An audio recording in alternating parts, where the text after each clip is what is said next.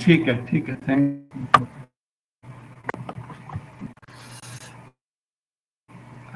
Kindly. अब मैं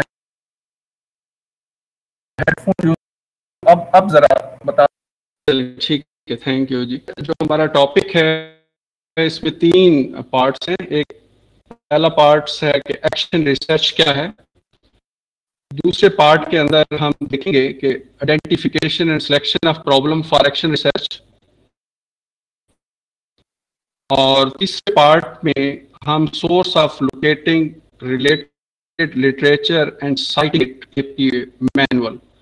तो अजीज तलबा, हम 3 पार्ट्स पे डिस्कशन करेंगे। पहले पार्ट में हम कोशिश करेंगे, ये समझने की कोशिश करेंगे कि एक्शन रिसर्च है क्या। दूसरे पार्ट में हम देखने की कोशिश करेंगे कि एक्शन रिसर्च का टॉपिक जो है वो कैसे आइडेंटिफाई किया जाता है और सिलेक्ट किया जाता है। और तीसरे पार्ट में हमारी कोशिश होगी कि हम देखें कि जो रिव्यू ऑफ रिलेटेड लिटरेचर होता है उसको किस तरीके से साइट किया जाता है और उसके रेफरेंसेस जो हैं वो किस तरह दिए जाते हैं। तो अजीज तलबा, सबसे पहले हम मतलब स्लाइड को मूव करने जी। सबसे पहले हम इसको देखते हैं जी जी।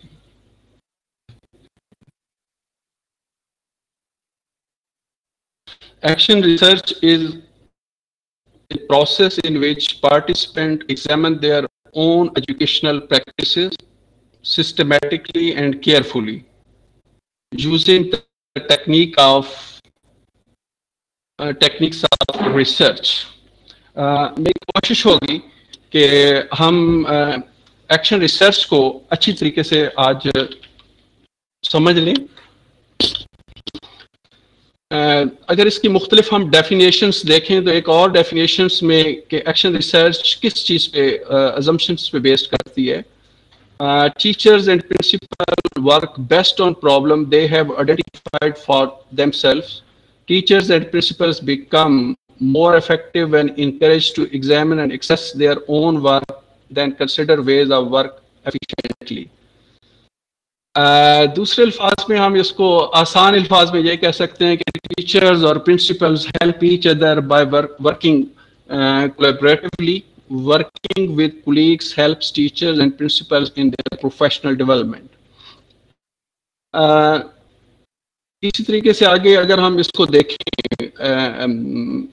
रिसर्च को, तो इसकी कई टाइप्स हैं और इसमें खास तौर पे जो एक्शन रिसर्च है specifically refers to a disciplined inquiry done by a teacher with the intent that the research will inform and change his or her practices in the future. अगर मैं इसको आसान अल्फाज में आपके गोश गुजार करूं तो एक्शन रिसर्च एक्चुअली जो पर्सन कर रहा होता है वो उसकी स्किल्स को इम्प्रूव कर रही होती है, वो उसकी प्रैक्टिसेस को इम्प्रूव कर रही होती है और उसको पहले से बेहतर नई टेक्निक्स जो है वो इससे अखज़ कर सकता है। अगर एक्शन रिसर्च का कॉन्सेप्ट हम समझना चाहें, इन डेप्थ समझना चाहें, तो पहले हमें ये समझना पड़ेगा कि action what is not action research, किस चीज को हम एक्शन रिसर्च नहीं कहते। Action research is not usually come to mind when we hear the word research. Action research not a library project where we learn more about a topic that interests us. तो अगर हम library में जाके देखते हैं कि topics कौन हैं तो इसको एक्शन रिसर्च नहीं कह सकते। It is not problem solving in the sense of trying to find out what is wrong, but rather a quest for knowledge about how to improve. Just हमने not solving in the sense of trying to find out what is wrong, but rather a quest for knowledge about how to improve. तो सबसे पहले हमने देखना है कि इन चीज़ों को हम एक्शन रिसर्च जो है वो नहीं कह सकते। तो इसको और बेहतर अंडरस्टैंड जो है करने के लिए हमें रिसर्च की जो फॉर्मल हम क्वांटिटेटिव जो क्वालिटेटिव रिसर्च करते हैं और जो एक्शन रिसर्च करते हैं, इनकी सिमिलैरिटीज और डिफरेंसेस देखने होंगे। अगर हम सिमिलैरिटीज और डिफरेंसेस को समझ जाते हैं, हमें एक्शन रिसर्च जो है वो बेहतर तौर पे जो है वो समझ आ जाएगी। तो अगर हम इसके अंदर जाएं, दोनों में सिमिलैरिटीज जो हैं कि अगर हम फॉर्मल रिसर्च करते हैं तो ये भी सिस्टमैटिक इंक्वायरी है, अगर हम एक्शन रिसर्च करते हैं तो वो भी सिस्टमैटिक इंक्वायरी है। सिमिलैरिटीज का मतलब हम क्या ले रहे हैं, जो करैक्टरिस्टिक्स आम फॉर्मल रिसर्च में और एक्शन रिसर्च में एक जैसी पाई जाती हैं। तो पहला पॉइंट आप इसमें देख रहे हैं कि एक्शन रिसर्च भी एक सिस्टमैटिक इंक्वायरी है और फॉर्मल रिसर्च भी एक सिस्टमैटिक इंक्वायरी है। इसी तरह दूसरा पॉइंट आप देखें, एक्शन रिसर्च का गोल क्या है? Solve the problem of local concerns. Local concerns मसलन आप एक स्कूल के अंदर एज ए टीचर हैं, तो एज ए टीचर आपको जो प्रॉब्लम सामने आएंगे उनको सॉल्व करना, उसी स्कूल के लेवल पे सॉल्व करना, ये एक्शन रिसर्च होगी। लेकिन formal research goal is to develop and test theories and to produce knowledge and generalize to wide population. Formal research में आप देख रहे हैं कि हमारा गोल या ऑब्जेक्टिव जो है वो जब हम कोई रिजल्ट निकालते हैं तो उसको एक वाइडर पॉपुलेशन पे हम जनरलाइज जो है वो करना चाह रहे होते हैं। इसी तरीके से जी अभी एक हमारे अजीज ने क्वेश्चन पूछा है कि फॉर्मल रिसर्च क्या है। असल में रिसर्च जब हम बेसिक और अप्लाइड रिसर्च की तरफ जाते हैं तो हमारे पास कुछ रिसर्चेज ऐसी हैं जिसमें हमारा मोर टाइम और मोर स्केल रिक्वायर्ड होती है, वो हमारी फॉर्मल रिसर्चेस के आती हैं।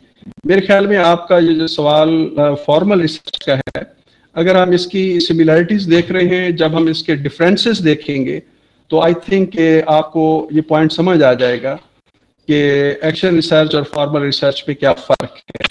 क्योंकि अभी जो मैं पॉइंट्स आपके साथ डिस्कस कर रहा हूँ वो कॉमन पॉइंट्स हैं, और जब हम इन दोनों के डिफरेंसेस देखेंगे तो फिर आपको इसका आंसर मिल जाएगा कि फॉर्मल रिसर्च और एक्शन रिसर्च के अंदर क्या फर्क है।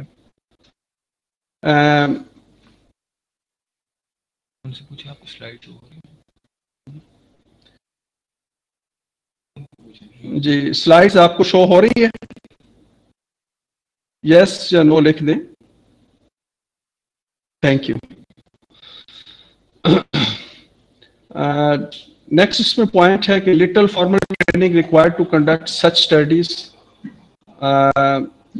इसका मतलब ये है, अभी आप जो स्लाइड आपको नजर आ रही है, इस स्लाइड पे 3 पॉइंट्स अगर आप एक्शन रिसर्च के, कि एक सिस्टमैटिक इंक्वायरी है, ये एक लोकल लेवल प्रॉब्लम को हल करने के लिए है, और इसमें थोड़ी ट्रेनिंग की जरूरत है।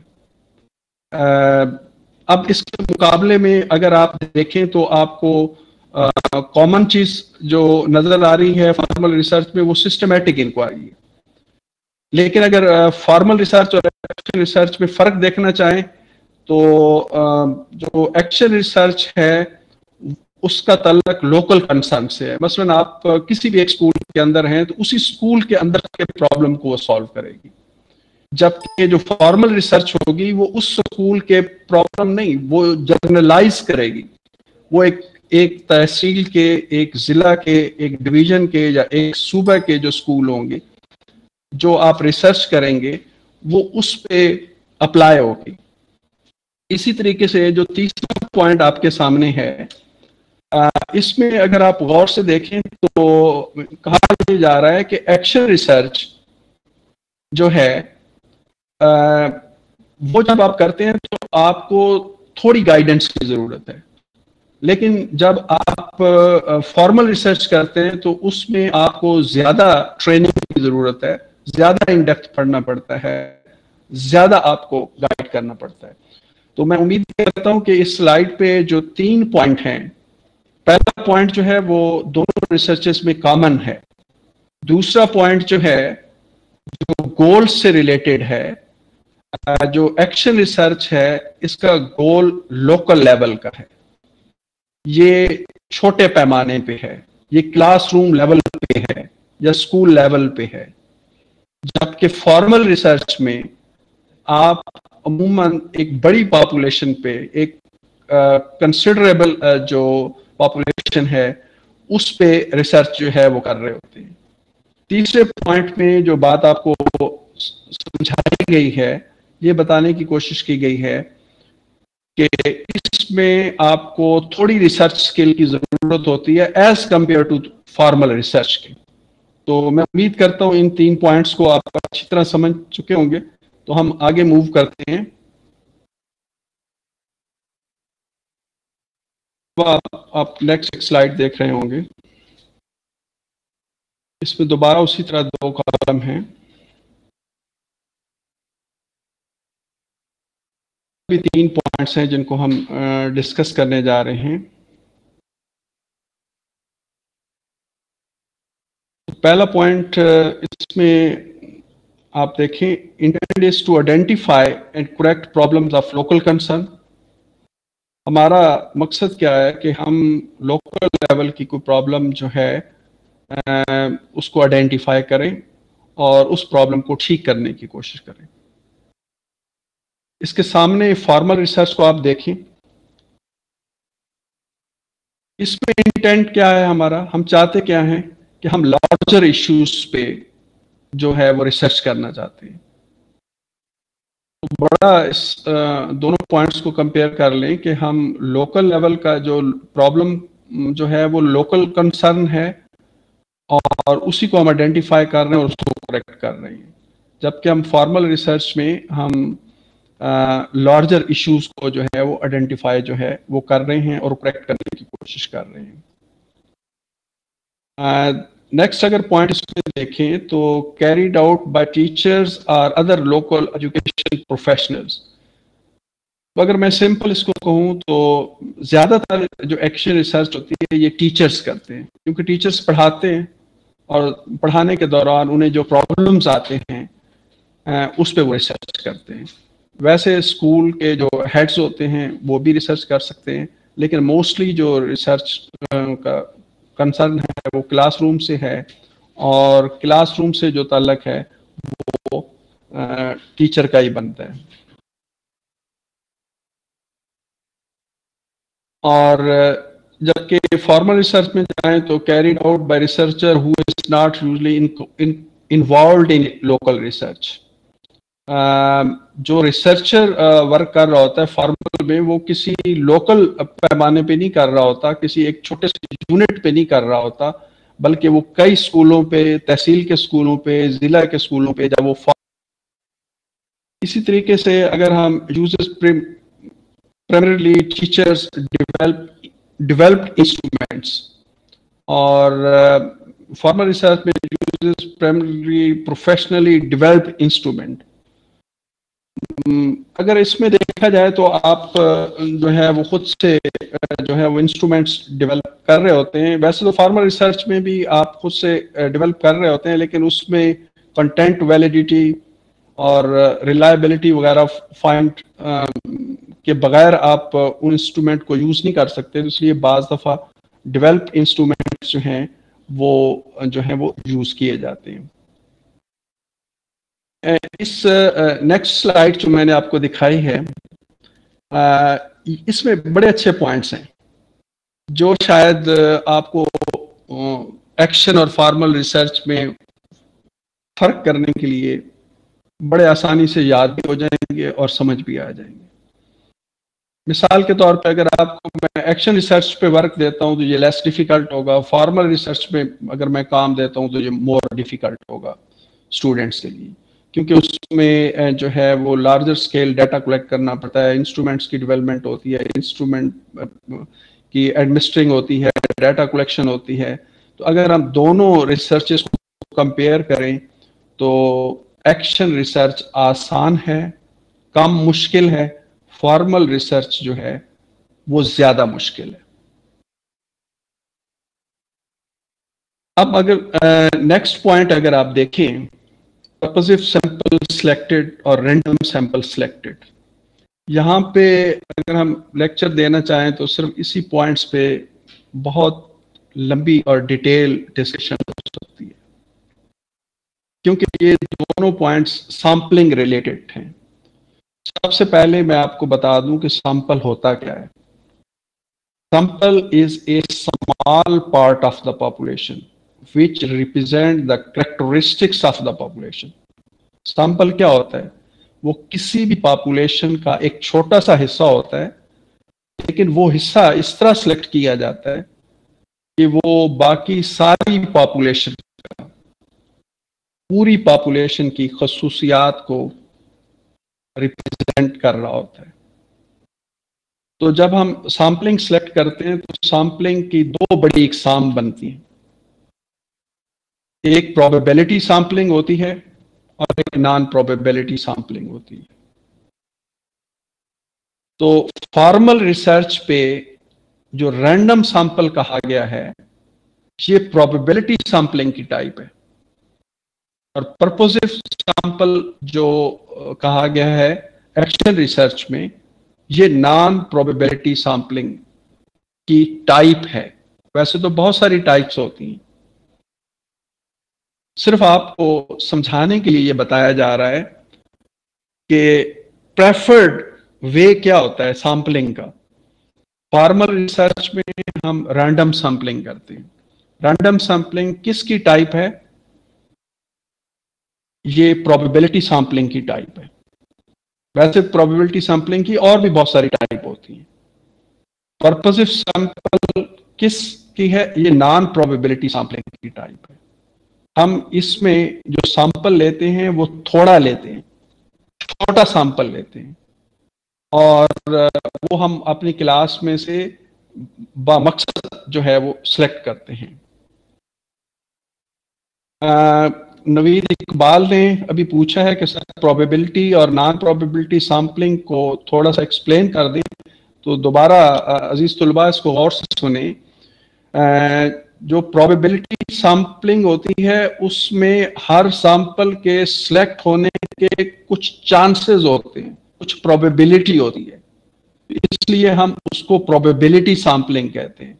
वैसे प्रोबेबिलिटी सैंपलिंग की बहुत सारी इकसाम है, जिसमें से जो पहली किस्म है वो सिंपल रैंडम सैंपलिंग है, सिस्टेमैटिक सैंपलिंग है, उसमें स्ट्रैटिफाइड रैंडम सैंपलिंग है। तो इस तरह उसकी डिफरेंट एग्जाम है रैंडम सैंपलिंग की। तो आप ज्यादा याद नहीं रख सकते तो कम से कम एक याद रख लें। मैं इसकी रैंडम सैंपलिंग की एक तरीका आपको बता दूं। ये जो लॉटरी मेथड होता है या आप पर्चियां डालते हैं, इसको बाउल फिश मेथड कहते हैं, जिसमें आपने आपकी क्लास में 30 बच्चे थे, 5 को आपने सेलेक्ट करना था एक टूर पे भेजने के लिए। तो अगर आप 30 के नाम लिख के मिक्स करके 5 बच्चों को आप उठा लेते हैं, पर्चियां उठाते हैं और 5 बच्चों के नाम निकल आते हैं, तो ये रैंडम सैंपलिंग होगी और ये प्रोबेबिलिटी सैंपलिंग कहलाएगी। उसके मुकाबले में अगर आप क्लास में ये रिसर्च करना चाहते हैं कि कुछ बच्चे ऐसे होते हैं जो बहुत ज्यादा बोलते हैं और होमवर्क नहीं करके लाते, तो ऐसी सूरत में आप उन बच्चों को रैंडम सैंपलिंग नहीं करेंगे। आप अपनी क्लास में से देखेंगे कि वो कौन से 2, 3 या 4 बच्चे हैं जो बोलते बहुत ज्यादा हैं, होमवर्क नहीं करके लाते। क्योंकि आपने प्रॉब्लम क्या रखा है कि जो बच्चे ज्यादा बातूनी भी हैं और काम भी नहीं करके लाते, तो जब आप उन पे रिसर्च करने लगेंगे तो वो कौन सी सैंपलिंग होगी? वो नॉन प्रोबेबिलिटी होगी, वो पर्पसिव होगी, मकसद होगी, उसके पीछे मकसद छुपा हुआ होगा। उसमें हर सैंपल के सिलेक्ट होने के प्रोबेबिलिटी नहीं होगी। नवीद इकबाल, कुछ थोड़ी सी आपको बात समझ आ गई है? प्रोबेबिलिटी सैंपलिंग कौन सी सैंपलिंग है? जिसमें हर सैंपल के सिलेक्ट होने के कुछ ना कुछ चांसेस मौजूद हैं, जबकि नॉन प्रोबेबिलिटी में हर सैंपल के सिलेक्ट होने के प्रोबेबिलिटी मौजूद नहीं होती, बल्कि हमें अपने एक मकसद को सामने रखते हुए, प्रॉब्लम को सामने रखते हुए हम सैंपल जो है वो सिलेक्ट कर लेते हैं। अब आगे इसका last point, generalisability is very limited. Word आप ज़हन में रख लें, जनरलाइज करना।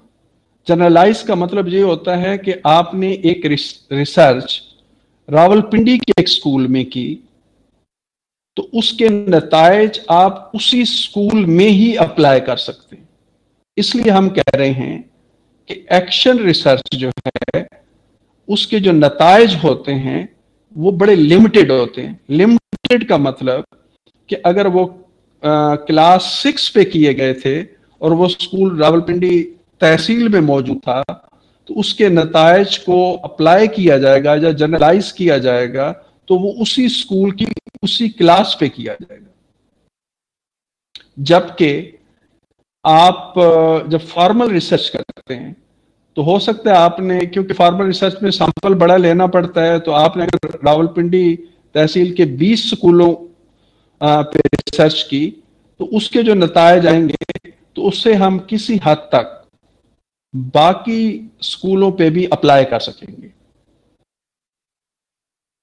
तो मैं उम्मीद करता हूं कि आप इस स्लाइड पे जो थी बातें बड़ी आसान थी, कि जो एक्शन रिसर्च है वो ज़रा आसान है, अगर हम मुआवजा करते हैं उसकी फार्मल रिसर्च से वो ज़्यादा मुश्किल है। एक्शन रिसर्च में जो हम सैंपल लेते हैं उसमें हर सैंपल के सिलेक्ट होने के चांस नहीं होते, बल्कि हम अपने एक जो भी हमारा उसमें मकसद होता है उसको हम देख के सिलेक्ट जो है वो कर रहे होते हैं। और इसी तरीके से इसमें दरमियान वाला शायद पॉइंट हमारा रह गया था, selective opinion of researchers often considered as data. जो ये जो क्योंकि हमने जनरलाइजेबिलिटी वाला पॉइंट तो डिस्कस कर लिया था, लेकिन ये सेंटर वाला पॉइंट जो है वो रहता था। इस पॉइंट्स को अगर हम देख लें तो इसका मतलब ये है कि आपने 3 बच्चों पे या 4 बच्चों पे जो आपने रिसर्च की, उनके टीचर से उनके बारे में कोई डाटा कलेक्ट किया या खुद ऑब्जर्वेशन की, तो वही आप एक्शन रिसर्च में डाटा एनालिसिस में यूज करेंगे। जबकि जो फार्मल रिसर्च होती है उसमें सिलेक्टिव ओपिनियंस जो हैं वो यूज नहीं की जाती, बल्कि आपको रैंडम सैंपल लेना पड़ता है या सिस्टमैटिक सैंपल लेना पड़ता है या स्ट्रैटिफाइड रैंडम सैंपल लेना पड़ता है, तो आप सिलेक्टिव नहीं कर सकते। जबकि एक्शन रिसर्च में आप सिलेक्टिव जो है वो सैंपल जो है वो ले रहे होते हैं। तो इसमें 3-4 पॉइंट अगर मैं इसको आसान अल्फाज और उर्दू में कहूँ तो एक्शन रिसर्च कम मुश्किल, सैंपल जो है वो हमने नॉन प्रोबेबिलिटी के तरीके से लेना है, और थोड़ी सी जो सिलेक्टिव ओपिनियंस हैं, जो राय हैं, उसको हम डाटा कंसिडर कर लेते हैं। जब हम इसके नताइज निकालते हैं तो वो उसी क्लास पे या उसी एरिया पे अप्लाई हो सकते हैं, इसलिए यहाँ पे वर्ड्स यूज हुआ है कि ये लिमिटेड होते हैं। जबकि फार्मल रिसर्च जो है वो थोड़ी सी करनी एक्शन रिसर्च की निस्बत ज़रा मुश्किल होती है। सैंपल हम प्रोबेबिलिटी सैंपल लेते हैं, जिसमें से सबसे ज्यादा यूज होने वाला रैंडम सैंपल है। इसी तरीके से selective opinion of researchers never considered as data, कि हम चंद लोगों की ओपिनियन को डाटा कंसिडर नहीं कर सकते, हमें बड़ा एक सिस्टमैटिक वे में डाटा कलेक्ट करना पड़ता है। और इसके नतायज जो होते हैं इस रिसर्च के, उसको जनरलाइज किया जा सकता है उस हद तक की पॉपुलेशन पे जिसमें से वो सैंपल जो है वो लिया गया है। नेक्स्ट स्लाइड्स पे अगर हम टाइप्स ऑफ एक्शन रिसर्च को देखें तो मोस्ट कॉमन जो इसमें टाइप है वो पहली है जिस पे आपने काम भी करना है, और इसकी हेडिंग आप देख रहे होंगे कि individual teacher research usually focus on a single issue in the classroom. क्योंकि आप माइंड में ये रखें कि एक्शन रिसर्च क्या है कि जब टीचर एक क्लास को पढ़ाता है और क्लास में उसे कोई भी प्रॉब्लम पेश आता है, खास तौर पे स्टूडेंट्स की लर्निंग से रिलेटेड, स्टूडेंट्स की साइकोलॉजी से रिलेटेड। जी, अब आवाज आ रही है? कुछ पार्टिसिपेंट्स ने लिखा है, अनम साहब, आई थिंक अनम आप खुद चेक करें, आपका अपना माइक में कोई मसला हो। तो अगर हम टाइप्स में देखें तो ज्यादातर ये सिंगल टीचर रिसर्च आप कह सकते हैं, इंडिविजुअल टीचर या सिंगल टीचर रिसर्च जो है वो इसे आप कह सकते हैं। Collaborative action research may include a few as two researcher or a group of several researchers. Collaboration के अंदर आप ज़हन में रखें कि एक ही स्कूल के अंदर 2 टीचर या 3 से 4 टीचर्स भी मिलके किसी एक क्लासरूम के प्रॉब्लम पे रिसर्च कर सकते हैं। लेकिन आपने माइंड में रखना है कि आप जो रिसर्च करने जा रहे हैं वो सिंगल टीचर रिसर्च है या इंडिविजुअल टीचर रिसर्च है या इंडिविजुअल रिसर्चर की रिसर्च है। तो आप इसमें जो पहली टाइप आपके सामने है इसको माइंड में रखेंगे। तीसरी टाइप इसमें focus on issues common to all, school wide research भी हो सकती है, पूरे स्कूल पे भी जो है वो रिसर्च हो सकती है, लेकिन अगेन ज़हन में रखें कि इसमें से सबसे ज्यादा कॉमन मोस्टली यूज होने वाली टाइप क्या है, वो इंडिविजुअल टीचर रिसर्च है जो आपने भी करनी है।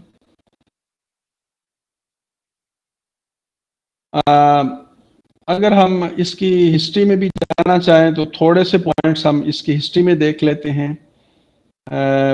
फिर क्योंकि हमने आज 3 चीज़ों को टारगेट करना है। एक, हमें क्या समझना है कि एक्शन रिसर्च क्या है, दूसरा ये इसका सोर्स क्या हो सकता है, कहाँ से आप इसको फर्दर सर्च कर सकते हैं, और तीसरा इसकी साइटेशन कैसे करते हैं, रेफरेंसेस कैसे देते हैं, टेक्स्ट के अंदर रेफरेंसेस कैसे देते हैं।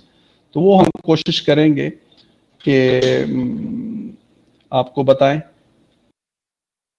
अगर हिस्ट्री में जाएं तो मैं इसमें ज़्यादा तो नहीं जाऊंगा, लेकिन थोड़ा सा इसको टच देते हुए आगे चले जाऊंगा, क्योंकि इसमें कोई ऐसी चीज़ नहीं है कि जिसको आप रट्टा लगाएं या स्किल ओरिएंटेड कोई चीज़ नहीं है। 1940 में idea of using research in natural setting to change the way that the researcher interact with the setting was traced back to Kurt Lewin। के नेचुरल सेटिंग के अंदर देखा गया कि जो research interact with the setting with traced back to Kurt Lewin. ये था कि idea of using research in natural search. आप क्लासरूम में जो एक्शन रिसर्च करते हैं वो एक्चुअली नेचुरल सेटिंग ही होती है, कोई आर्टिफिशियल सेटिंग नहीं होती। आर्टिफिशियल सेटिंग का मतलब ये होता है कि आप किसी खास सिचुएशन के मुताबिक उस सेटिंग को जो है वो तब्दील आप कर देते हैं, लेकिन नेचुरल सेटिंग का मतलब ये होता है कि जूं की तूं जैसे वो क्लास है वो उसी तरह ही रहेगी और उस पर आप जो है वो रिसर्च जो है वो करेंगे। इसी तरह अगर हम 1950 का मैं थोड़ा सा बता दूं तो इस action research was attacked as a unscientific, little more than a common sense and the work of lay person कह लें। इसमें मुख्तलिफ उसकी स्टेजेस बताई गई हैं कि जैसे स्टेफन कोरिन ने the first to use action research in the field of education. तो आई थिंक कि अगर हम हिस्ट्री को दरमियान से थोड़ा सा स्किप कर देते हैं और आगे कोशिश करते हैं जो हमारे 3 मेन टॉपिक्स हैं, दूसरे टॉपिक को हम देखने की जो है कोशिश करते हैं। इसी तरह अगर हम देखें तो एक्शन रिसर्च के स्टेप्स जो हैं वो आप माइंड में रखें। अगर मैं एक्शन रिसर्च को इस स्लाइड से पहले दोबारा आपके रिवीजन के लिए बातें कुछ, पहली बात कि एक्शन रिसर्च दूसरी रिसर्च की निस्बत आसान है। ये लोकल लेवल प्रॉब्लम्स पे होती है, खास तौर पे ये टीचर इस पे रिसर्च करते हैं, टीचर अपनी क्लासरूम पे इस पे रिसर्च करते हैं। नॉन प्रोबेबिलिटी सैम्पलिंग टाइप इसमें यूज होती है। इन 4 5 6 पॉइंट्स को आप, और इसका जो भी नतायज होते हैं वो लोकल लेवल पे ही जनरलाइज किए जाते हैं, एक स्कूल के नतायज बाकी स्कूलों पे अप्लाई जो है वो नहीं किए जाते। तो अब अगर हम इस पे अगर हम आ जाएं स्टेप्स पे, तो मैं चाहूंगा कि मेरे तमाम स्टूडेंट जो मुझे सुन रहे हैं कम से कम उनको सेशन के खत्म होने के बाद स्टेप्स बड़े क्लियर होने चाहिए।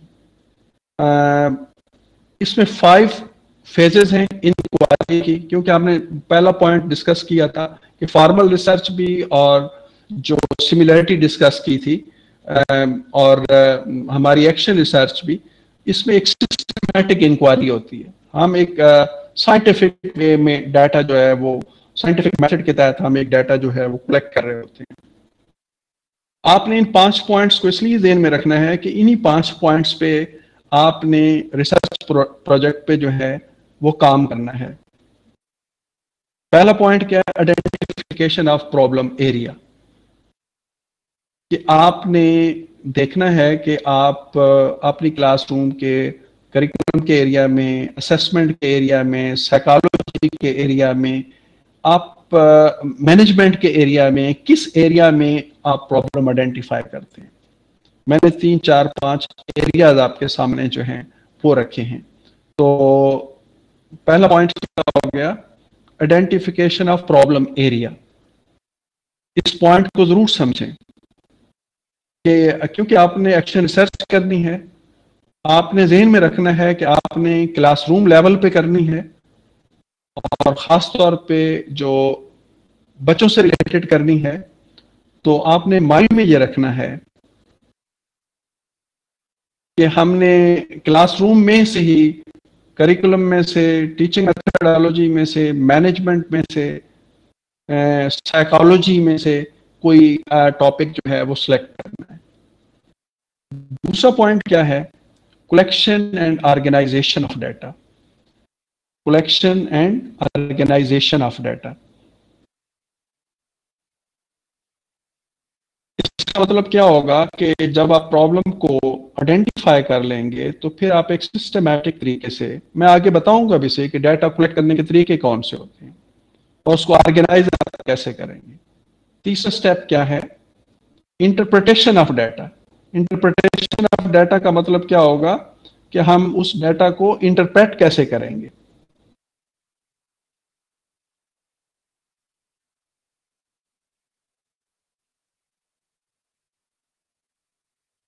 चौथे स्टेप पे आप एक्शन लेंगे, एक्शन बेस्ड ऑन डाटा। और 5वें स्टेप में रिफ्लेक्शन। तो 5 स्टेप्स जरा ज़हन करने की कोशिश करें। Identification of problem, collection and organisation of data, interpretation of data, action based on data और रिफ्लेक्शन। अब अगर हम ये जो नेक्स्ट स्लाइड है ये भी तकरीबन आपको यही बातें जो है वो बता रही है। Identify the problem, gather the data, यानी डाटा इकट्ठा कर लें, डाटा को इंटरप्रेट कर लें और एक्ट ऑन एविडेंस, एविडेंस ढूंढें, एवेल्युएट द रिजल्ट। और नेक्स्ट स्टेप का मतलब ये होता है कि उसके बाद भी अगर आप ये साइकिल चलाना चाहें तो चलते रहते हैं। मसला आप रिसर्च कर लेते हैं, रिसर्च के एंड पे पहुंच के दोबारा आप रिसर्च जो है वो कर सकते हैं।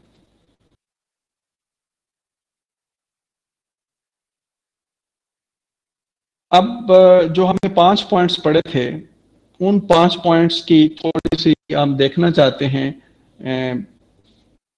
वजाहत देखना चाहते हैं। Teacher often have several questions they wish to investigate. However, it is important to limit the question to one that is meaningful and doable in the confines of their daily work. Careful planning at this stage will limit false starts and frustration. देखिए, आप जब पढ़ा रहे होते हैं तो काम कर रहे होते हैं, तो वहीं से आपने टॉपिक्स जो हैं अपना जो है वो सिलेक्ट करना होता है। और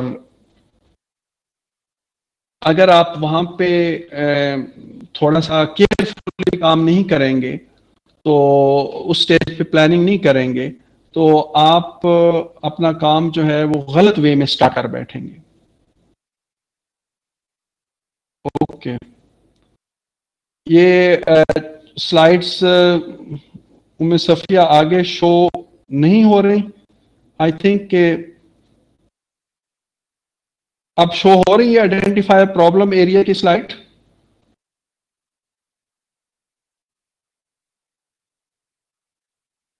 जी, ये कुछ का आंसर आ रहा है कि हमें स्लाइड शो हो रही है, कुछ कह रहे हैं कि नहीं हो रही। तो आई थिंक कि आप रिफ्रेश करके देखें।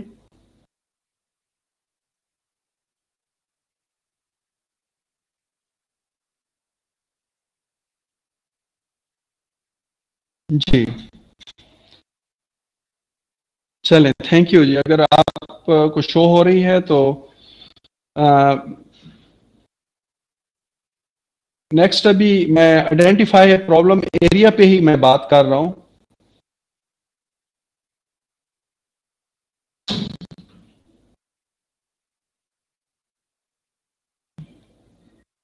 हाँ जी, कुछ का है कि स्लाइड शो हो रही है, आवाज नहीं आ रही, तो आई थिंक कि ये कोई नेटवर्क प्रॉब्लम आ रहा होगा, या आपकी इंटरनेट की स्पीड जो है वो शायद स्लो हो।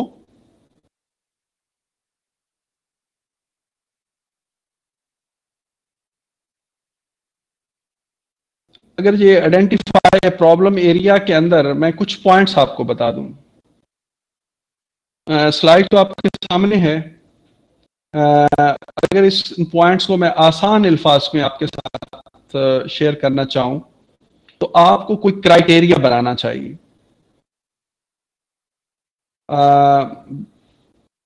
Efforts in researching a problem, आपको क्राइटेरिया बनाना चाहिए। मसलन क्राइटेरिया क्या होना चाहिए? आपको कुछ क्वेश्चंस बनाने चाहिए। क्वेश्चंस हायर ऑर्डर होने चाहिए। हायर ऑर्डर वो क्वेश्चंस होते हैं जिनका आंसर यस या नो में ना आता हो, जैसे हाउ है, वाई है, तो उनका आंसर जो है वो यस और नो में नहीं आएगा। तो जो आपने रिसर्च प्रॉब्लम सिलेक्ट करनी है, उसका पहला क्राइटेरिया क्या हुआ कि आपने हायर ऑर्डर क्वेश्चंस जो हैं वो बनाने हैं। दूसरा इसमें कि आप सादा लैंग्वेज जो है, सिंपल लैंग्वेज जो है वो आप यूज करें।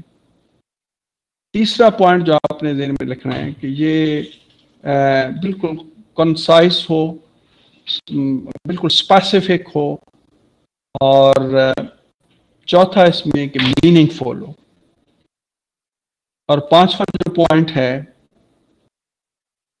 वो ये है कि इसका ऑलरेडी आंसर पहले से मौजूद ना हो।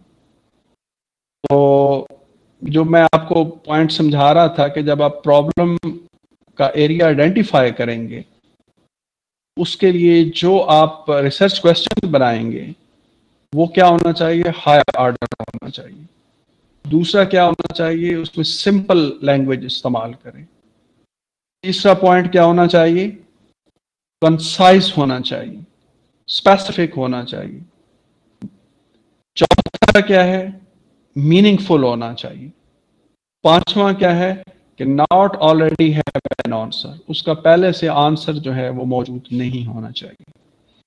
तो आई थिंक जो हमने स्लाइड्स पे देखी थी आइडेंटिफाई प्रॉब्लम एरिया, उसमें आपने क्राइटेरिया पढ़ लिया है कि जो भी आप क्वेश्चन बनाए वो हाई ऑर्डर हो, सिंपल लैंग्वेज में हो, स्पेसिफिक हो, मीनिंगफुल हो, और उसका आंसर पहले से मौजूद ना हो। हाँ जी, नेक्स्ट स्टेप क्या था? जब आप अपना एरिया आइडेंटिफाई कर लेते हैं,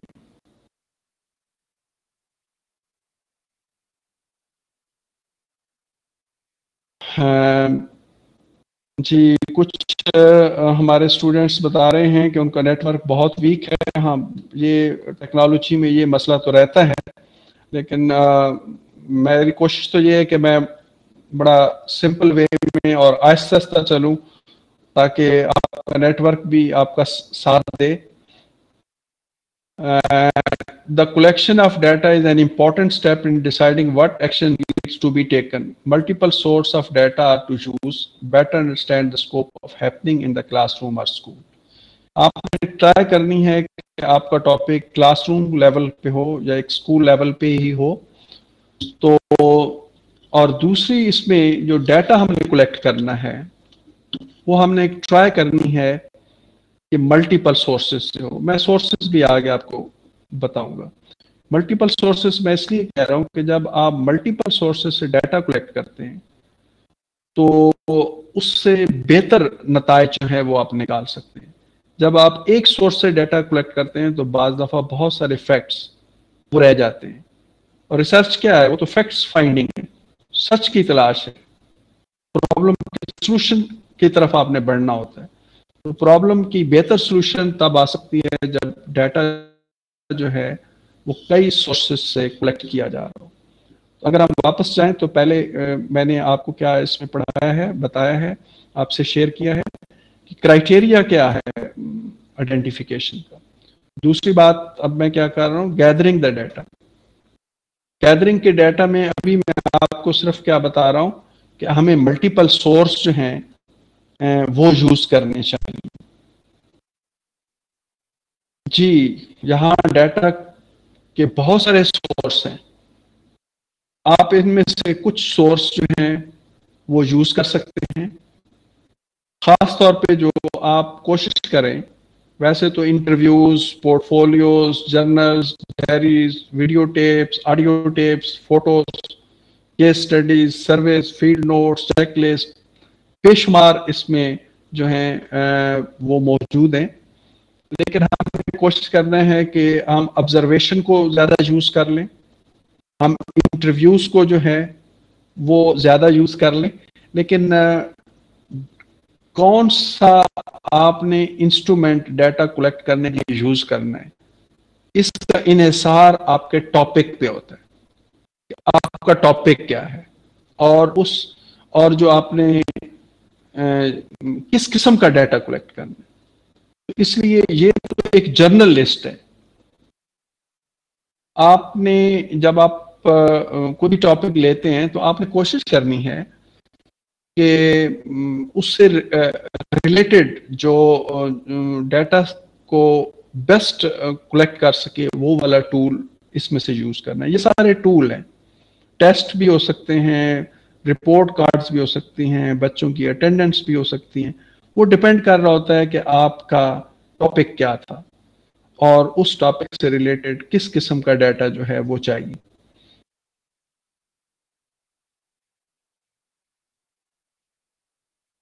अगला स्टेप इसमें क्या है, इंटरप्रेट द डाटा। पहला क्या था, आइडेंटिफाई जो था वो आपका टॉपिक एरिया था। अगर हम इसको वापस जाएं तो हमारा आइडेंटिफाई प्रॉब्लम एरिया था और दूसरा गैदर डाटा था और तीसरा हमारे पास डाटा को इकट्ठा करने के मुख्तलिफ टूल्स थे। टूल्स कह सकते हैं, इंस्ट्रूमेंट्स कह सकते हैं, व्हीकल्स कह सकते हैं, जो आप इसको मुनासिब समझें। बेस्ट जो आजकल इसके लिए वर्ड्स यूज हो रहा है वो इंस्ट्रूमेंट्स यूज हो रहे हैं।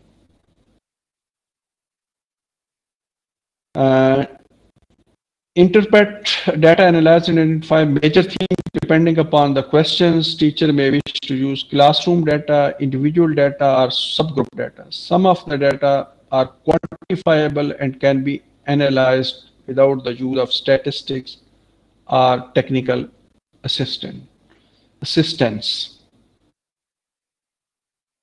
जब आप इंटरप्रिटेशन की तरफ जाते हैं तो सादा सी बात है, अगर आपका डाटा जो है वो क्वांटिटेटिव होगा तो उस पर क्वांटिटेटिव एनालिसिस फार्मूलाज लगेंगे। अगर आपका डाटा क्वालिटेटिव है तो फिर लाजिम बात है उसको क्वालिटेटिव वे से इंटरप्रेट किया जाएगा।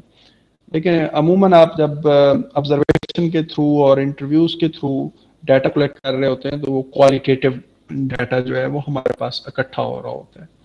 तो जब हमारे पास क्वालिटेटिव डाटा इकट्ठा हो रहा होता है तो उसको उसका एनालिसिस भी, इंटरप्रिटेशन जो है वो भी क्वालिटेटिव वे में जो है वो की जाती है।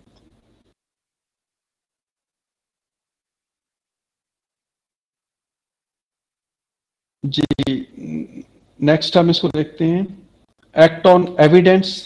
आपने पहले स्टेप पे प्रॉब्लम को आइडेंटिफाई किया था, फिर उसके बाद अगर हम देखें तो आपने डाटा को इकट्ठा किया था, फिर आपने डाटा इकट्ठा करने के इंस्ट्रूमेंट्स देखे थे, फिर आपने कि इसको इंटरप्रेट कैसे किया जाए। इंटरप्रेट डाटा पे डिपेंड कर रहा होता है, क्वालिटेटिव डाटा है तो क्वालिटेटिव तरीके लगाएंगे हम, क्वांटिटेटिव डाटा है तो क्वांटिटेटिव, लेकिन मोस्ट प्रॉब्ली आपका जो डाटा होगा वो क्वालिटेटिव होगा।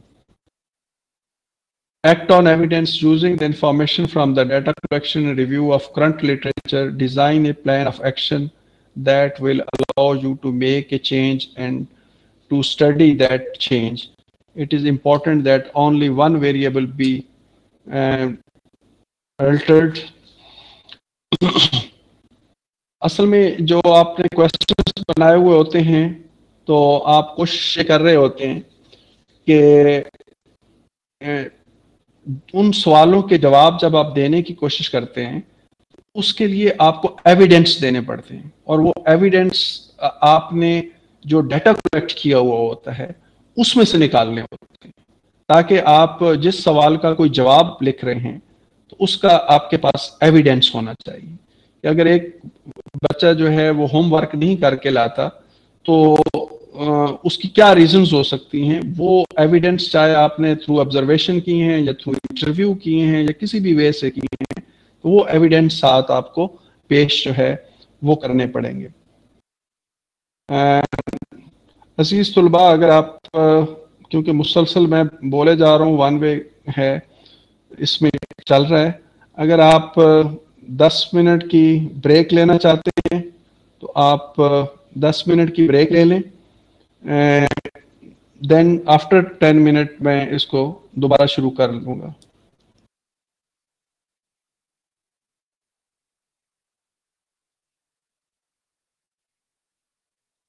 आगे सुन रहे हैं आप जी? थैंक यू जी। अब इस हम जहाँ से हमने सिलसिला छोड़ा था वहाँ से हम दोबारा शुरू कर रहे हैं। वैसे तो ये प्रेजेंटेशन जो है वो बहुत, इसमें बहुत सारा मवाद जो है वो मौजूद है, लेकिन मेरी कोशिश है कि आप एक्शन रिसर्च के कॉन्सेप्ट को समझने की कोशिश करें और इस स्टेप्स को ख़ास तौर पे समझने की कोशिश करें, और फिर आज हम थोड़ा सा देख लेंगे कि इसका सोर्स क्या है और इसको हम किस तरीके से रेफरेंसेस जो है वो हम दे सकते हैं। तो आज का हमारा टारगेट जो है वो 3 बातें हैं। तो पहली बात कि एक्शन रिसर्च क्या है, दूसरी बात कि इसके सोर्स क्या है, और तीसरी बात कि इसमें रेफरेंसेस जो हैं वो कैसे दिए जाते हैं। तो अगर मैं दोबारा स्लाइड्स में जो है वो पीछे इसमें जाऊं तो हमारे पास जब भी आप एक्शन रिसर्च करेंगे तो 5 बातें होंगी। आइडेंटिफिकेशन ऑफ प्रॉब्लम जो हम आइडेंटिफाई करेंगे, डाटा कलेक्ट करेंगे और उसको ऑर्गेनाइजेशन करेंगे, फिर उसकी इंटरप्रिटेशन करेंगे, फिर एक्शन लिया जाएगा बेस्ड ऑन डाटा, और लास्ट जो है वो रिफ्लेक्शन होगी। तो ये 4-5 बातें जो हैं वो हमने जहन में रखनी है ख़ास तौर पे। इसी तरीके से मैंने आपको प्रॉब्लम के आइडेंटिफाई करने पे भी 4-5 पॉइंट जो है वो बता दिए थे आपको। कुछ स्टूडेंट्स आप प्रॉब्लम लिख रहे हैं, आई थिंक जो हमारा व्हाट्सएप ग्रुप बनेगा उसमें कोशिश करेंगे कि हम आपके प्रॉब्लम्स को जो है वो रिजॉल्व करें और आपको ज़्यादा से ज़्यादा मेरी तरफ से जो है वो गाइडेंस जो है वो मिली। इसी तरीके से डाटा कलेक्शन था, गैदर द डाटा था, फिर डाटा को इकट्ठा करने के मुख्तलिफ टूल, डाटा को इंटरप्रेट जो है वो कैसे किया जाए, हम उन नताइज को करने की कोशिश करते हैं। एवेल्युएशन इन दिस कि जो ये प्रैक्टिशनर्स की रिसर्च भी कहा जाता है, जो आप पहले से प्रैक्टिस कर रहे हैं वो प्रैक्टिस पहले से बेहतर हो जाए, या स्टूडेंट्स के जो प्रॉब्लम हैं वो रिजॉल्व हो जाए।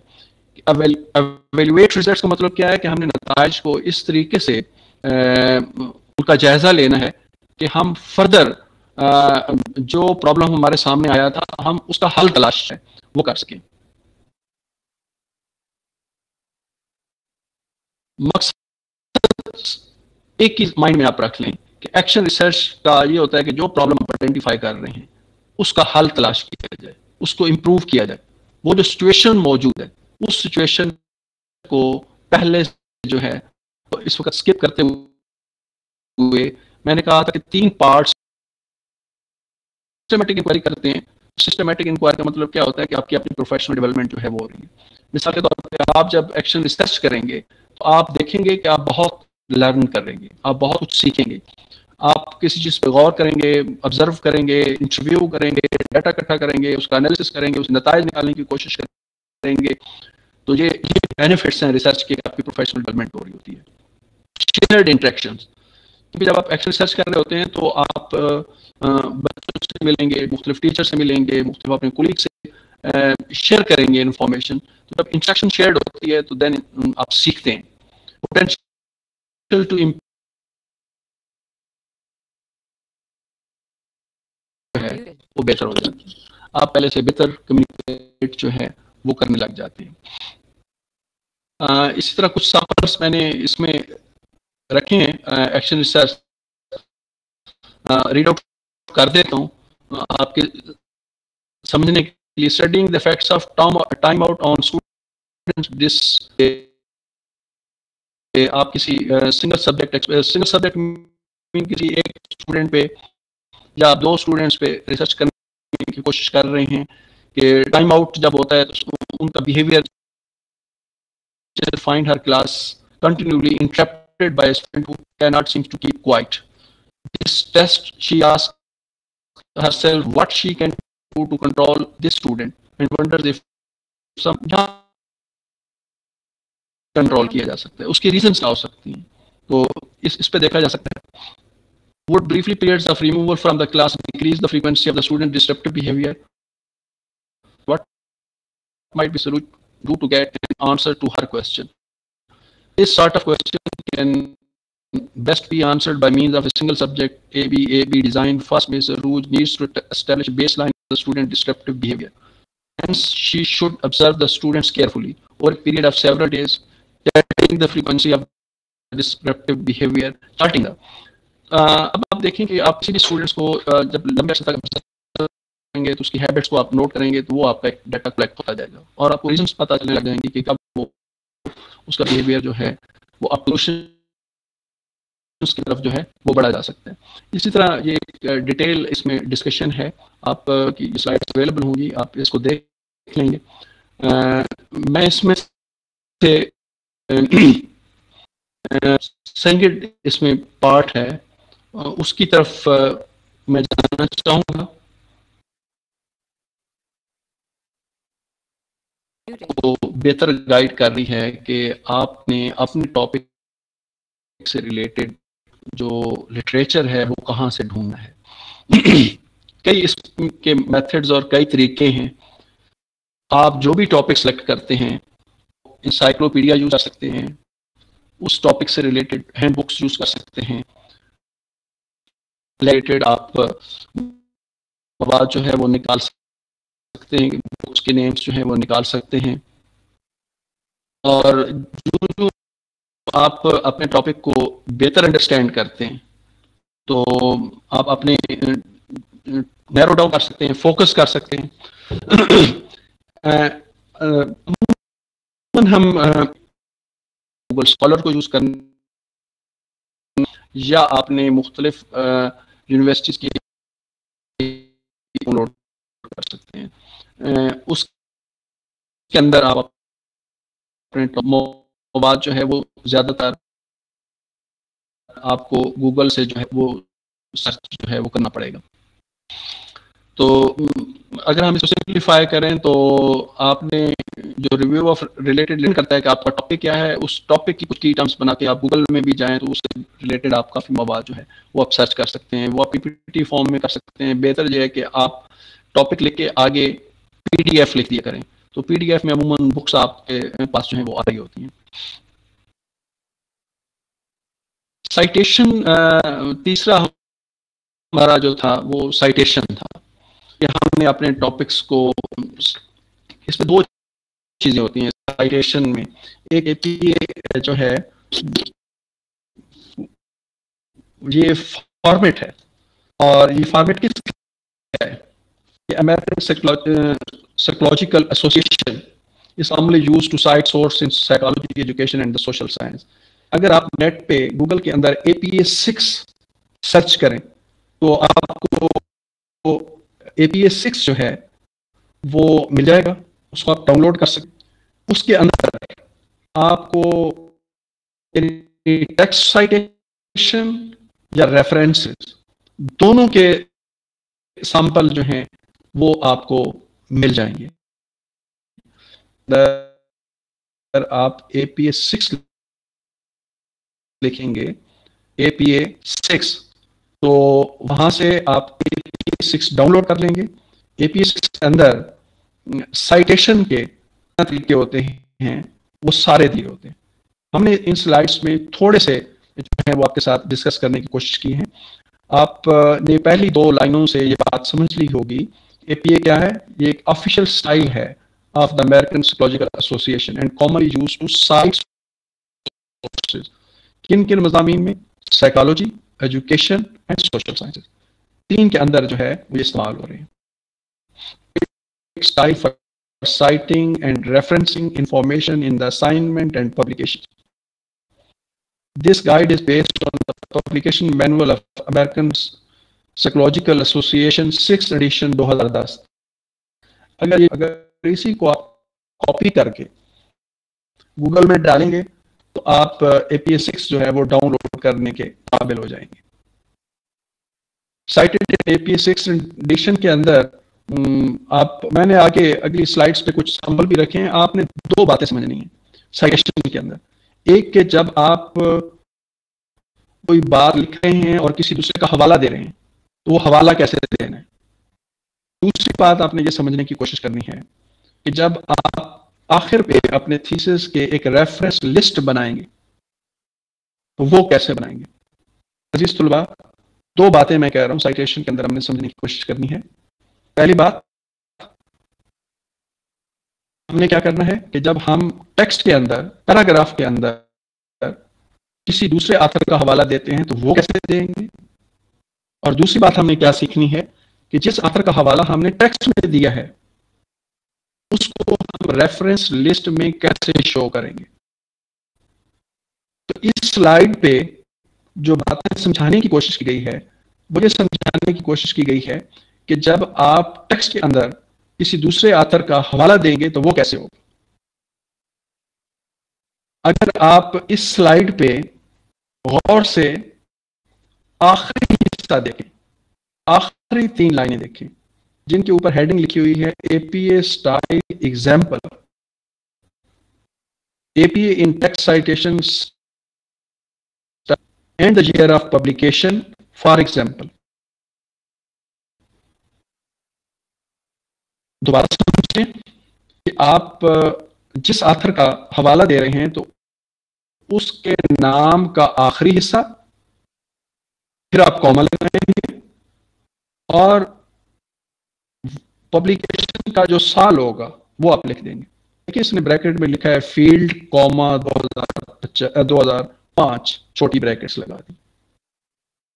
अगर आप किसी किताब में से कुछ पढ़ा है और उसका हवाला आप देना चाहते हैं और वो हवाला आप अपने अल्फाज में बयान कर रहे हैं तो फिर आप क्या करेंगे, जो भी ऑथर होगा छोटी ब्रैकेट लगा के उस ऑथर के नाम का आखिरी हिस्सा कॉमा लगाएंगे और जिस साल वो आर्टिकल जब बुक पब्लिश हुई है उसकी देंगे और छोटी ब्रैकेट बात कर देंगे। दूसरा, फॉर डायरेक्ट कोटेशन, ये जो पहला मैंने आपको बताया ना, इसमें आप जब हवाला दे रहे होते हैं तो आप वही वाले अल्फाज नहीं लिख रहे होते बल्कि उन्हीं अल्फाज का जो कॉन्सेप्ट होता है वो लिख रहे होते हैं। डायरेक्ट कोटेशन का मतलब ये होता है कि आपने जो जैसी बात किताब में लिखी हुई थी वैसी उठा के वहां पे लिख दी और इन्वर्टेड कॉमात लगा दिए। फिर जब आप हवाला देंगे उसी हवाले में तब्दीली आ गई। अगर आप गौर से देखें तो पहले हवाले के अंदर पेज नंबर नहीं है,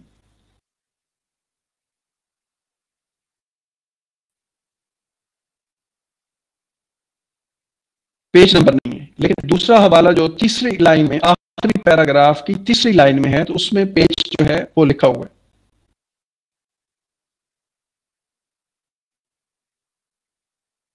तो इन दोनों में आपने फर्क क्या नोट किया कि अगर आपने किसी किताब में से पढ़ के अपने अल्फाज में बयान कर दिया तो हवाला देने का तरीका छोटी ब्रैकेट, फील्ड, कॉमा, 2005 और ब्रैकेट में कर देंगे। लेकिन अगर किताब में से जो आपने हवाला दिया था वो आपने वही अल्फाज उठा के लिखे, जिसके लिए हम वर्ड यूज कर रहे हैं डायरेक्ट कोटेशंस, तो फिर हवाले में फर्क क्या आएगा पहले और इस हवाले में, आप इसका फर्क नोट कर सकते हैं। आपने क्या करना है, 2005 के बाद कॉमा डाल के पेज नंबर भी लिख देना, चाहे वो 14 होगा, 5 होगा, 10 होगा, 12 होगा, जो भी पेज नंबर होगा वो आप लिख देंगे। अगर एक से ज्यादा पेजेस होंगे, जैसे 14 पे भी था और 15 पे भी, तो फिर आप pp.14-15 जो है वो कर देंगे। तो अजीज तुलबा, मैं उम्मीद करता हूं कि आप साइटेशन के अंदर टेक्स्ट के हवाले से इस स्लाइड के खास तौर पे, एक तो आपने ये समझा, पहला पॉइंट आपने ये समझने की कोशिश करनी है कि एपीए किसे कहते हैं। एपीए एक मैनुअल है, उस मैनुअल में हमें बताया गया है कि हवाले कैसे दिए जाते हैं। जहां से आप वो हवाला ला रहे होते हैं उसको कोट कैसे किया जाता है। मैंने क्या बताया था, एक साइटेशन होती है टेक्स्ट के अंदर। अब जो मैं आपको बता रहा था, जब आप थीसिस के दूसरे चैप्टर के अंदर और तीसरे चैप्टर के अंदर अगर आप हवाला देते हैं तो वो कैसे देंगे, ठीक है। तो खास तौर पे आखिरी 3 लाइनों को आप जरूर देखें। अब हम थोड़ा सा इसको साइटेशन, जो नेक्स्ट स्लाइड है, ये मैंने दिया है कि जब आपने टेक्स्ट के अंदर इस किताब से हवाला दिया, उस 2 नमूने हैं आपके सामने। ये जो चौधरी लिखा गया है, ये नाम का आखिरी हिस्सा है, एस और एम, ये नाम का पहला हिस्सा है। कुछ तलबा दोबारा कह रहे हैं कि आवाज नहीं आ रही। मेरा ये ख्याल है कि आपका अपने एंड पे ही शायद कुछ नेटवर्क का प्रॉब्लम जो है वो है। ये जो 2 नमूने मैंने आपके सामने रखे हैं अजीज तलबा, ये रेफरेंस लिस्ट के लिए हैं। रेफरेंस लिस्ट आपके थीसिस में 5वें चैप्टर के बाद में बनेगी। दोबारा आपके जो रिसर्च आप कर रहे होंगे उसके 5 चैप्टर्स होंगे, तो 5वें चैप्टर के आखिर पे आपने रेफरेंस लिस्ट जो है वो बनानी है। जब हम टेक्स्ट में साइटेशन कर रहे थे तो हम नाम का सिर्फ आखिरी हिस्सा और ईयर लिख रहे थे। जब हम डायरेक्ट कोट कर रहे थे तो हम नाम का आखिरी हिस्सा, ईयर और पेज नंबर लिख रहे थे। लेकिन जब हम रेफरेंस लिस्ट बनाते हैं तो आप देख रहे हैं कि हम नाम का आखिरी हिस्सा, नाम का पहला और दूसरा जो फर्स्ट वर्ड है वो एब्रिवेशन के तौर पे ले लेते हैं, और जब हम 2 के दरमियान एंड डालते हैं तो ये सिंबल वाला एंड डालते हैं, AND एंड नहीं लिखते। इसी तरीके से कमाल, ये इस आथर के नाम का आखिरी हिस्सा है, और जो S था वो एब्रिवेशन है। 1998 क्या था, इस बुक की पब्लिकेशन की डेट थी।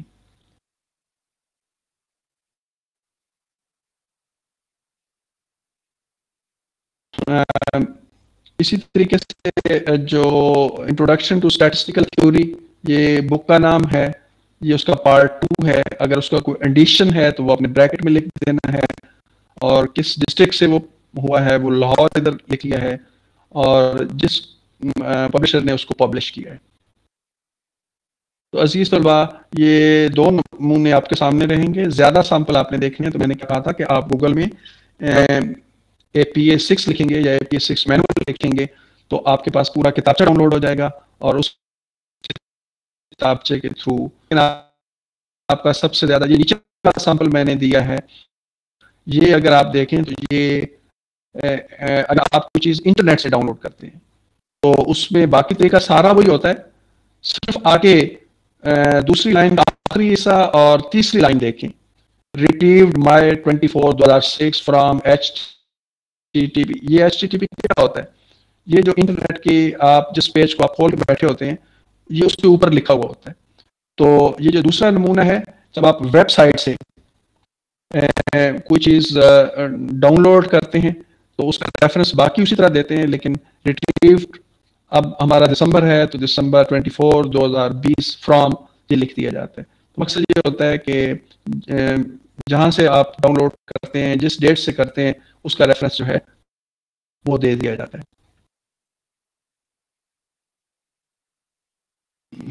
इसी तरीके से एक और उसने साइटेशन के अंदर बात अच्छी बताई है कि writer sometime uses the surname of first author followed by at all, ETAL लिख देते हैं, at the first mention of work that has 3, 4 और 5 ऑथर्स। कहना ये चाह रहा है कि अगर बाज़ दफ़ा एक किताब, एक आर्टिकल के 2 ऑथर भी हो सकते हैं, 3 भी हो सकते हैं, 4 भी हो सकते हैं, 5 भी हो सकते हैं, 5 तक अगर हैं तो आपको पहले का नाम, फिर दूसरे का, फिर तीसरे का, चौथे का और एंड लगा के 5वें का लिखेंगे। लेकिन अगर 6 ऑथर हैं तो आपने सिर्फ पहले ऑथर का नाम लिखना है, फर्स्ट ऑथर का, दूसरे, तीसरे, चौथे, 5वें, छठे का छोड़ देना है और आगे क्या लिख देना है, ET स्पेस देके AL एट ऑल। इससे हम खुद समझ जाएंगे कि जिस बुक से आप हवाला दे रहे हो उसमें ऑथर्स की तादाद 5 से ज्यादा थी। ठीक है अजीज तलबा, एक तो हमने समझने की कोशिश करनी है कि टेक्स्ट के अंदर रेफरेंस कैसे देना है, दूसरा हमने समझने की कोशिश करनी है कि रेफरेंस लिस्ट के अंदर जाके हमें किस तरीके से तो हवाला जो है वो देना है। तो यानी अगर 5 तक ऑथर्स आ जाते हैं तो 5 नाम लिखने, छठा आ जाता है तो सिर्फ एक का लिखना है और बाकियों के लिए ET स्पेस AL डॉट जो है वो हमने लगा देना है। नेक्स्ट स्लाइड्स पे भी इस तरह की कुछ बातें हैं जो मैं इसमें रीड आउट कर देता हूँ, आप भी इसको देखें। The web pages address should not be hyperlinked, that is not in blue and not underlined. If the address has to be split into 2 lines on your reference page, break the URL before most punctuation except for HTTP. Do not add a period after the end of address. जब भी आपको address URL का मकसद ये है कि जब आप इंटरनेट से कोई चीज़ डाउनलोड करते हैं, वाला जो है वो दे दिया है, तो इसमें अपनी तरफ से कोई कमी बेशी ना करें। अगर आप डॉट लगा देंगे, कुछ आप लगा देंगे, तो वो जब उसको चेक करने हम लगेंगे तो जो आपने हवाला दिया हुआ होगा वहां पे वो वेबसाइट जो है वो नहीं खुलेगी। इन डेप्थ गाइडेंस है वो आपने कहाँ से लेनी है, APA 6 से लेनी है। लेकिन ये आपने अमूमन इसको, इस पार्ट को यूटिलाइज कब करना है, जब आप अमूमन दूसरा चैप्टर लिख रहे होते हैं, तीसरे या चौथे के अंदर कोई हवाला देना चाह रहे होते हैं, उस वक्त ज्यादा, या जो रेफरेंस लिस्ट जो है post web browser display the URL of web page above the page in address bar. अमूमन आप ऊपर जो एड्रेस बार होती है उसी के अंदर क्लिक करके वो सारा सिलेक्ट होता है और आप उसको राइट क्लिक कॉपी करके पेस्ट कर लेते हैं जहां आपने उसको लिखना होता है। इसी तरीके से इसने कुछ एग्जांपल्स आर्टिकल्स की दी हैं। तो हमेशा क्या होता है कि ऑथर का लास्ट नेम, ऑथर का जो फर्स्ट नेम है वो अमूमन हम एब्रीवेशन की फॉर्म में लिखें, फिर आर्टिकल का टाइटल दे देते हैं, फिर उसका वर्जन नंबर दे देते हैं, फिर पब्लिकेशन डेट दे देते हैं और पेज नंबर। ये जो हवाला दिया गया है, अगर आप किसी जर्नल से रेफरेंस लिस्ट में रेफरेंस देना चाहते हैं तो आपने क्या करना है, ऑथर का उसी तरीके से नाम का आखिरी हिस्सा और पहला और दूसरा नाम एब्रीवेशन, फिर ब्रैकेट आप लगा के आप ईयर जो है वो दे देंगे, फिर आर्टिकल का टाइटल, फिर जर्नल का टाइटल, फिर जो जर्नल होते हैं इनके वर्जन्स होते हैं, नंबर्स होते हैं और पेज नंबर जो है वो आपने देना होगा। इसी तरीके से साइटेशन कंपोनेंट्स के अंदर आप बातें ध्यान में रख लें, चीजें आना जरूरी हैं। Number 1 author, number 2 date, number 3 title, number 4 retrieval information. I think बड़ा आसान अल्फाज में समझा दिया गया है कि आप जब भी रेफरेंस देंगे तो ऑथर का नाम जरूर आपको देना पड़ेगा। तरीका ऑथर का क्या होता है, नाम का आखिरी हिस्सा लिखा जाता है और आखिरी हिस्से से पहले वाले अगर 2 नाम हैं, 3 हैं, तो उनको हम क्या कर देते हैं, एब्रीवेशन में कन्वर्ट कर देते हैं। हम छोटी ब्रैकेट लगा के जिस साल वो किताब या आर्टिकल छपा है वो लिख देते हैं। फिर अगर वो किताब है तो टाइटल है वो लिख देते हैं।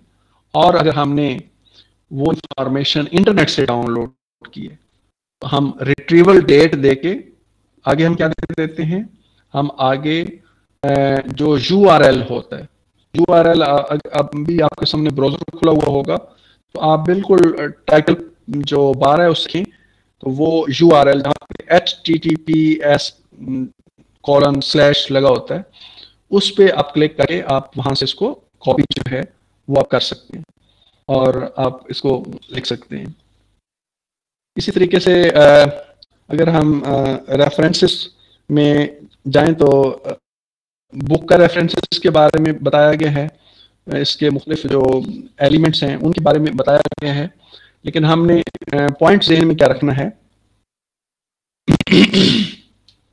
हमने पॉइंट ये रखना है कि ऑथर का नाम लाजमी आना चाहिए, डेट ऑफ पब्लिकेशन जो है वो मस्ट आनी चाहिए, टाइटल ऑफ वर्क जरूर आना चाहिए और कहाँ वो डाटा पब्लिश हुआ है वो जरूर आना चाहिए।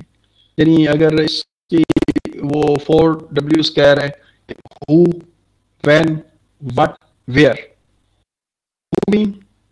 किससे वो बात कही है, कौन उसका राइटर है, और व्हेन कब उसने कही है, किस साल वो बुक पब्लिश हुई है, और व्हाट उस बुक का टाइटल क्या था, और पब्लिकेशन डाटा, इसका मतलब है कि वो लाहौर में पब्लिश हुई थी, कराची में हुई थी, यूके में हुई थी, कहाँ पे हुई थी। तो ये 4 एलिमेंट्स आपने जरूर एटलीस्ट ज़हन में रखने हैं कि रेफरेंस लिस्ट में जरूर होने चाहिए। लेकिन टेक्स्ट साइटेशन के अंदर अगर आप अपने अल्फाज में कोई रेफरेंस दे रहे हैं कहीं से पढ़ के, कॉन्सेप्ट उसी का है, तो आपने ऑथर के नेम का आखिरी हिस्सा, कॉमा और उस बुक के पब्लिशिंग ईयर और छोटी ब्रैकेट स्टार्ट में भी लगानी है और एंड पे भी लगानी है। लेकिन जब आप रेफरेंस लिस्ट बनाने लगते हैं, रेफरेंस लिस्ट कहते हैं जो आप 5वें चैप्टर के आखिर पे बनेंगी, उसमें ऑथर का नेम का आखिरी हिस्सा भी आएगा और पहले दूसरे नेम के भी आपके एब्रीवेशंस जो हैं वो आएंगे, उसकी डेट ऑफ पब्लिकेशन भी आएगी, टाइटल ऑफ वर्क भी आएगा और कहाँ वो डाटा पब्लिश हुआ है, वेयर, वो भी आप देखेंगे। लेकिन काम करने लगेंगे तो आपको APA को सामने रखना पड़ेगा। APA में से आप जिस तरह कभी बुक का सैंपल देखेंगे, आर्टिकल का सैंपल देखेंगे, टीवी से डाटा लिया है तो उसको कैसे कोड करना है तो उसका सैंपल भी मौजूद होगा। तो हर किस्म का जो सैंपल है वो उस पर मौजूद होगा, वहाँ से आप इसको देखेंगे। तो अगर मैं तमाम चीज़ों को समराइज करूँ, क्योंकि हमारे पास टाइम जो है वो मेरे ख्याल में बहुत कम रह गया है, तो अगर हम इसमें दोबारा बिल्कुल वापस हम जाएं तो हमने समझने की कोशिश जो है वो क्या करनी है कि एक्शन रिसर्च जो है वो बेसिकली है क्या। ये एक सिस्टमेटिक इंक्वायरी है। अब मैं फॉर्मल रिसर्च की बात नहीं कर रहा क्योंकि समरी में आपको बता रहा हूँ। एक्शन रिसर्च क्या है, ये एक सिस्टमेटिक इंक्वायरी है। इसका ऑब्जेक्टिव क्या है, गोल क्या है, लोकल लेवल के प्रॉब्लम्स को सॉल्व किया जाए। तीसरा पॉइंट इसमें क्या है, इसमें लिटिल फॉर्मल ट्रेनिंग रिक्वायर्ड, यानी जैसे आपको थोड़ी सी ट्रेनिंग दी जाए तो आप एक्शन रिसर्च करने के काबिल हो जाएंगे। असल में हमारा मकसद क्या होता है कि हम लोकल लेवल के प्रॉब्लम के हल ढूंढें और carried out by the teacher. अमूमन ज़्यादातर ये किसने रिसर्च कंडक्ट करनी होती है, जो हमारे प्रोस्पेक्टिव टीचर्स होते हैं, इन सर्विस टीचर्स होते हैं, उन्होंने इसको कंडक्ट करना होता है। और मेन इसमें कि ये लेस डिफिकल्ट है दूसरी रिसर्च के। प्रोबेबिलिटी सैंपल्स हम ले रहे होते हैं, इसमें पर्पज सैंपल प्रोबेबिलिटी सैंपलिंग की एक टाइप है। सिलेक्टिव ओपिनियंस पे हम डाटा जो है वो एनालिसिस कर लेते हैं। इसके नताइज को जनरलाइज दूसरों पे नहीं किया जा सकता। इसी तरीके से ये मैंने कहा था कि टाइप्स तो 3 लिखी हुई हैं, लेकिन आप सिंगल टीचर रिसर्च या इंडिविजुअल रिसर्च जो है ये कहलाएगी। इसकी हिस्ट्री को अगर हम स्किप करते हुए तो स्टेप्स को देखें तो प्रॉब्लम को आइडेंटिफाई करना होगा, फिर डाटा कलेक्ट और ऑर्गेनाइज करना होगा, फिर डाटा की इंटरप्रिटेशन करनी होगी, फिर उसकी बेस पे एक्शन होगा और लास्ट पे रिफ्लेक्शन होगा।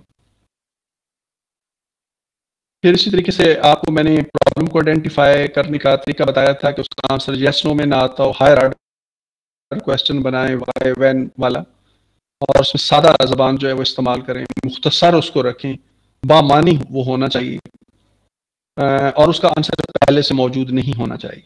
फिर आप डाटा इकट्ठा करेंगे। डाटा इकट्ठा करने के मुख्तलिफ तरीके हैं, जिसमें इंटरव्यू है, ऑब्जर्वेशन है, पोर्टफोलियोज हैं, डायरीज हैं, केस स्टडीज हैं। फिर इसी तरीके से आप डाटा का जो इंटरप्रिटेशन है वो आप करेंगे, और फिर आप एक्ट करेंगे। जो भी एविडेंस जो हैं वो आपके इकट्ठे हो रहे होंगे, उसकी बेस पे आप नताइज जो हैं वो आप निकालेंगे। और मैंने कहा था कि रिजल्ट्स को इस तरीके से एवेल्युएट करेंगे कि वो फर्दर आपको, आपकी लर्निंग को बेहतर कर।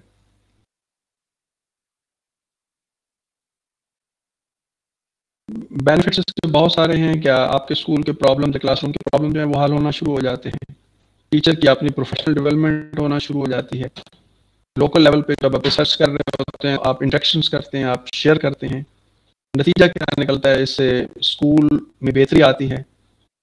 आपकी अपनी प्रैक्टिसेस जो हैं वो पहले से बेहतर हो जाती हैं, और आप पहले से बेहतर जो है वो दूसरों को कम्युनिकेट जो है वो आप कर सकते हैं। इस तरीके से मैंने कहा था कि आपने सेकंड पार्ट है उसमें आपने गूगल स्कॉलर को या गूगल को आपने यूटिलाइज करना है। और लास्ट में मैंने आपको कहा था कि आपने APA 6 को जो है वो डाउनलोड करके देखना है, लेकिन उसकी ज़रूरत आपको तब पड़ेगी जब आप प्रैक्टिकली अपना थीसिस पे जो है वो काम जो है आप शुरू कर देंगे, तो उस वक्त आपको जो है इस पे ज़रूरत पड़ेगी। तो उम्मीद है तलबा आज के आपका अपना जो मैनुअल ऑलरेडी आपको दिया गया है उसको भी आप स्टडी जो है वो करते रहेंगे। तो इंशाल्लाह मैं कल दोबारा आपके साथ हूँगा।